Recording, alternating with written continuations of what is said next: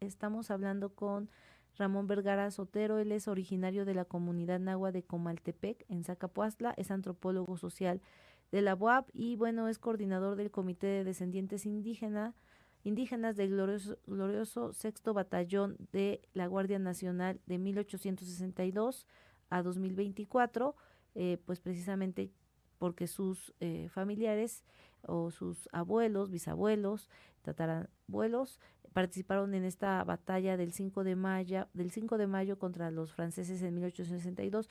Y Ramón, preguntarle, ¿en qué va a beneficiar esta ley, esta nueva ley de pueblos indígenas, de derechos, cultura y desarrollo de los pueblos y comunidades indígenas del Estado de Puebla? O sea, ¿en qué, digamos, cómo se aterriza o en qué beneficia a las comunidades indígenas esta nueva ley aprobada? Bueno, antes que nada, muchas gracias, Tania, por este espacio, por permitirnos dar a conocer lo que bien preguntas, ¿no? ¿En qué nos va a beneficiar? Yo creo que en este sentido, creo que lo más importante es que sea una oportunidad para el Estado mexicano, particularmente para el Estado de Puebla, saldar una deuda histórica con los pueblos indígenas o iniciar un proceso para saldar esta histórica demanda de las comunidades, ya que por años, por siglos, nosotros hemos estado al margen del diseño de las políticas públicas. Actualmente no vemos con claridad que nosotros, las comunidades indígenas de los 217 municipios, pues generalmente no hemos sido consultados en la elaboración de los planes estatales de desarrollo y mucho menos para los planes municipales. En este caso, creo que esta ley recién aprobada, consensada, pues va a tener pues una función bien importante y es un derecho que finalmente está plasmado en esta nueva ley, precisamente para hacer valer los derechos de los que somos parte, todos los hombres y mujeres, niños, niñas, adolescentes, adultos mayores, en cada una de las comunidades indígenas del Estado.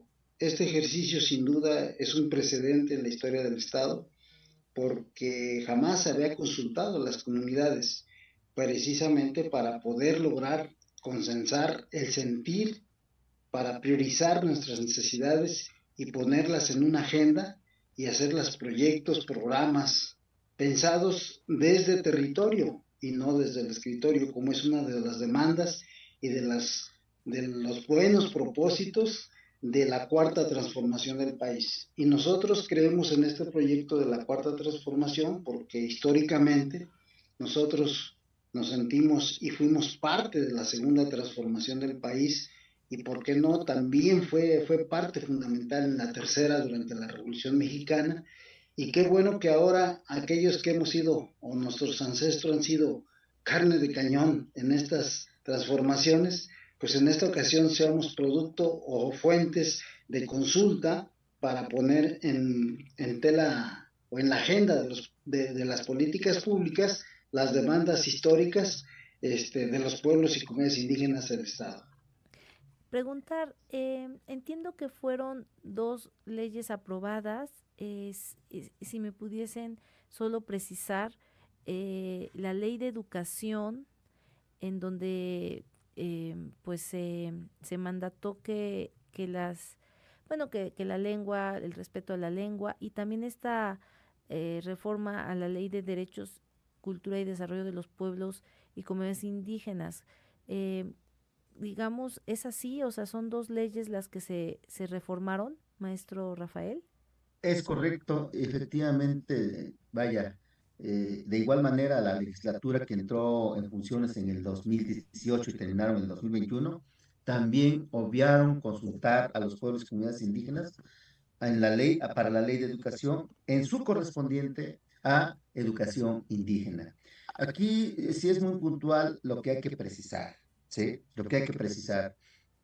Si se da usted cuenta, se da cuenta nuestros escuchas, que efectivamente no se cuestionaban las leyes, se cuestionaba la ausencia de la consulta. Por tal razón, en esta jornada de consulta para la Ley de Derecho y Cultura de los Pueblos y Comunidades Indígenas, también tuvimos que incluir a la ley de educación en su correspondiente a la educación indígena. Y creo que este ejercicio también, aquí participaron padres de familia de las escuelas donde hay población indígena, maestros indígenas, y lo que recogimos en verdad es la ausencia, efectivamente, de una verdadera educación indígena. ¿Qué llamamos educación indígena? Náhuatl. La conclusión que llegamos mexicanos a nuestros pueblos fue una educación que en náhuatl le decimos, fue una educación que del Pinahualistle en náhuatl. Pinahualistle, traducido al español, es la escuela que nos hizo avergonzar de nuestra lengua, ¿sí? De nuestra cultura. ¿Por qué? Porque los maestros seguían al pie de la letra un proyecto educativo que privilegiaba el monismo cultural y el monismo lingüístico. Yo cuando fui a la escuela todavía me acordaba que en mi morral, porque no utilizaba mochila, en mi morral llevaba un libro que se llamaba Lengua Nacional y dónde quedaban las otras lenguas, ¿sí? Esa educación, ¿sí? Fue, en términos más llanos, fue una educación etnocida, ¿sí? Para nuestros pueblos. Necesitamos una educación que en náhuatl le decimos la educación o la escuela del Chicahualistle. ¿Qué significa el Chicahualistle? En nuestro idioma náhuatl, cuando le deseamos un bien, un para bien, algo, le decimos Shimoyol Chicawa, pero se compone del yolo, que es corazón, y chicahual es fuerza, la fuerza del corazón. Pero esto, entendido en un concepto más social, es una educación que venga a fortalecer, por supuesto, a la persona. Una educación que venga a fortalecer a nuestra estructura cultural y también a nuestra lengua. Esa es la educación que necesitamos en los pueblos y comunidades indígenas. Y no solamente en la educación básica, sino que media superior y superior, por supuesto, ¿sí? Hoy en día, precisamente en la nueva escuela mexicana, ya reconoce esta diversidad lingüística. Y es más, en el nuevo currículum reconoce la incorporación de lo que se le ha llamado las epistemologías del sur, que no es otra cosa más que nuestros aportes, ¿sí? Nuestros aportes como pueblos, como culturas, como naciones indígenas, nuestros saberes y que vayan al currículum, ¿sí? Eso muchos maestros indígenas decían que ya lo venían trabajando, ¿sí? Pero ahora esto se hace ley. Es cuanto quisiera yo precisar, Y solamente Tania. para que me quede claro, porque vamos a pasar con la parte nacional, con la magistrada Larisa, esta ley entonces obliga a que el presupuesto, si me pudieran precisar, esta ley, la de los pueblos indígenas, pueda garantizarse que parte del presupuesto se pueda utilizar en lo que determinen los pueblos indígenas. Claro, por supuesto, miren, y también en la Ley de Derechos, Cultura y Desarrollo de los Pueblos Indígenas fue una demanda generalizada, ¿sí? Que quedara en la ley un presupuesto transversal etiquetado para pueblos y comunidades indígenas. La transversación impacta precisamente a todas las instancias o entes del gobierno del Estado de Puebla, para salud, para educación, ¿sí? Y aquí le mandatan al Instituto Poblado de los Pueblos Indígenas que sea la instancia que coordine, planee, evalúe, le dé seguimiento a todos estos proyectos de manera transversal. Nosotros nos parece que este es un gran acierto, que precisamente, que, como decía el antropólogo Ramón Vergara Sotero, hoy en día no podemos entender el desarrollo de nuestros pueblos y comunidades indígenas al margen de ellos. Necesitamos un desarrollo que parta desde dentro de nuestras comunidades y eso solamente es posible con un enfoque de planeación territorial. ¿Qué significa la planeación territorial?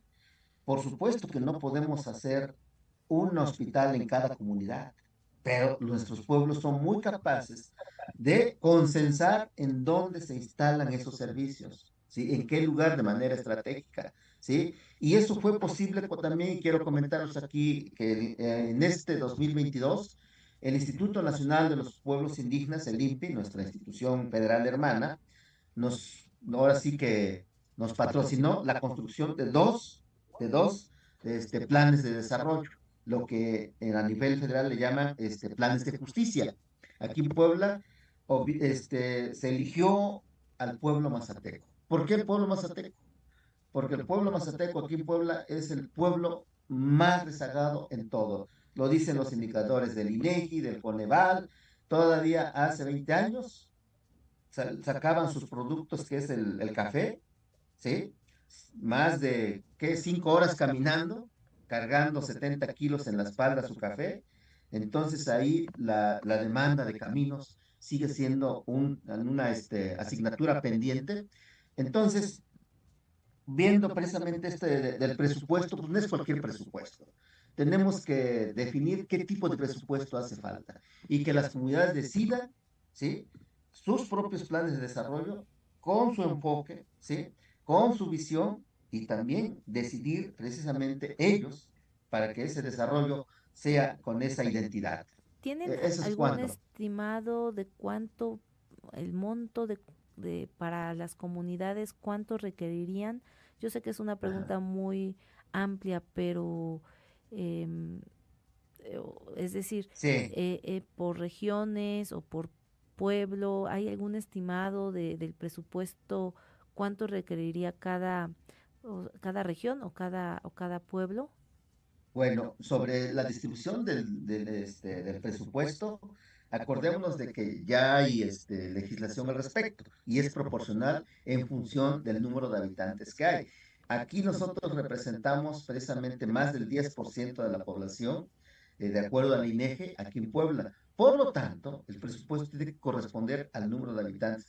Ya de cómo se distribuye, yo creo que eso corresponderá en su momento en una mesa de trabajo con los legisladores precisamente para poder precisamente precisar el destino de esos presupuestos, pero al menos que se garantice un porcentaje en proporción al número de habitantes indígenas que habitamos nuestro estado. Pues muy interesante y quisiera preguntarle a la magistrada Larisa sobre la reforma constitucional, si nos pudiese explicar esta iniciativa que se presentó en 2019, cuál es su estatus actualmente. Entiendo que se presentó ante el Congreso, o sea, la Cámara de Diputados y la Cámara de Senadores. Eh, bueno, pues gracias por la oportunidad de hablar de un tema tan importante. Y no quisiera en primer lugar hacer unas pequeñas decisiones. No, la iniciativa no está entregada. La iniciativa se empezó a elaborar en el 19 a propuesta del gobierno de la República a través de una convocatoria que emiten de manera conjunta tanto el Instituto Nacional de los Pueblos Indígenas como de la Secretaría de Gobernación. Y duró la elaboración 2 años y la misma fue entregada con una propuesta de una posible iniciativa de forma constitucional al presidente de la República, al licenciado Andrés Manuel López Obrador, el 28 de septiembre del 2021, es decir, hace un poquito más de 2 años. Y desde hace 2 años, esta propuesta fue enviada a la Consejería de la Presidencia, Consejería Jurídica de la Presidencia, y bueno, pues a 2 años de haber recibido lo que hoy se nos comunica, digamos, a todo el país es que pues no hay condiciones para que se pueda presentar formalmente ante el Congreso para su análisis, para su discusión y esperada aprobación. Y no hay condiciones porque digas de que pues proyecto o inicio se presenta proyecto que nota con la votación necesaria. Recordemos que tratándose de una reforma constitucional, se necesita una votación calificada. Es decir, no es una votación de la mayoría, ¿no? Sino las 2/3 partes de los diputados, de los senadores e incluso de la legislación, las legislaturas de los estados de la República. Entonces, bueno, pues viendo que no hay estas condiciones, pues lo que ahora se está haciendo es más bien una especie como de difusión, porque a pesar de que se hizo una amplia difusión en la construcción, en la consulta, como, pues imaginen ustedes, cientos de asambleas o de reuniones que se llevaron a cabo en Puebla para las reformas que se tuvieron que hacer. Pues imaginemos a nivel nacional todo lo que se tuvo que realizar, poder tener un doctor consenso. No, eso es lo primero que quisiera, que fue un proceso de elaboración conjunta con pueblos y comunidades indígenas. A mí me parece que es, incluso en términos de metodología de elaboración, un proceso único en nuestro país hasta este momento. Yo quisiera, como datos duros, que en esta construcción, en donde no fueran solamente convocados pueblos y comunidades indígenas, también al pueblo afromexicano y sus propias comunidades en diferentes entidades del país, pues se llevaron en general más de 100 foros regionales, 6 de trabajo en 27 entidades federativas, 2 foros incluso en Los Ángeles, California, porque también fue muy importante tomar el parecer, la opinión, la palabra de los hermanos y hermanas indígenas que viven en Estados Unidos, particularmente en Los Ángeles. Ustedes saben que tenemos ahí una presencia muy importante. Y bueno, pues finalmente foros de retroalimentación. Quiero también decir que es muy importante tomar en cuenta que para poder realizar estos trabajos se tomaron en cuenta antecedentes históricos importantes. Entre ellos, decirles que esto, digamos, no nace como una iniciativa espontánea, digamos, del gobierno actual, sino que está retomando una necesidad histórica de revisar nuestro marco normativo al más alto nivel, que es nuestra propia Constitución Federal. Y lo digo así porque, pues, no reconocerlo así es desconocer los procesos de lucha y de reivindicación de por menos de 50 años atrás a nivel nacional, pero también a nivel internacional. Recordemos que mucho del avance de reconocimiento de los pueblos y de sus derechos tiene que ver con un reconocimiento internacional en primera instancia. Después, bueno, ya viene como efecto el ir armonizando estos reconocimientos internacionales a la legislación nacional. Y por un lado, pero por el otro también, y quisiera resaltar también esto hecho que es fundamental en de nuestro país y de los pueblos indígenas, que fue el surgimiento del Ejército Zapatista de Liberación Nacional el 1 de enero de 1994, porque estamos a unos días de conmemorar los 30 años de surgimiento del EZLN y este impulso importantísimo que le dio al movimiento indígena nacional y a sus agendas, justamente para salir pues de esta situación de discriminación histórica, estructural, sistemática, sistémica, y que eso conllevó pues necesariamente a un acuerdo nacional entre el EZLN, pero también el movimiento indígena nacional, la sociedad civil en su conjunto y por supuesto el gobierno en sus tres niveles de gobierno, para que estructuralmente pudieran empezar a salir de esta situación tan complicada en la que se colocaron a los pueblos indígenas en los últimos 5 siglos a través de una revisión a la Constitución de manera transversal.